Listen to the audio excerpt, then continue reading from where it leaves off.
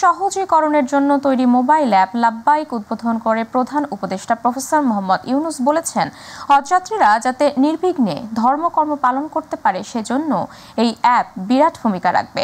বিকেলে রাষ্ট্রীয় অতিথি ভবন যমুনায় সরকারি ব্যবস্থাপনায় প্রথমবারের মতো তৈরি অ্যাপটি উদ্বোধন করে হজযাত্রীদের এই অ্যাপ ব্যবহারের আহ্বান জানান প্রধান উপদেষ্টা।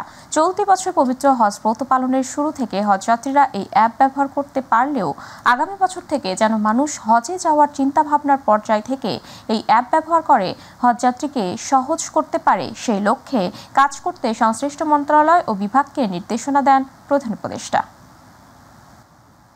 কথোপকথনের যদি রেকর্ড থাকে সেগুলো জেনে আরো তার স্মরণীয় জিনিস যদি কিছু থাকে সেগুলো এক জায়গাতে একত্র করবে, যাতে করে তার একটা অ্যালবাম তৈরি হয়ে যায়, যাতে সে বাকি দিনগুলোকে মাঝে মাঝে এই অংশটা নিয়ে সে তৃপ্তি পাবে যে আমি কাজটা করে এসেছি। এবং সবার সহযোগিতার কারণে এটা খুব উপভোগ্য একটা সফর হয়েছে এবং আমি ধর্মকর্মগুলো সঠিকভাবে করতে পেরেছি এদের সহযোগিতার কারণে। এই কথাটা যেন সে কৃতজ্ঞতার সঙ্গে স্মরণ করতে পারে, এটি হলো আমাদের লক্ষ্য।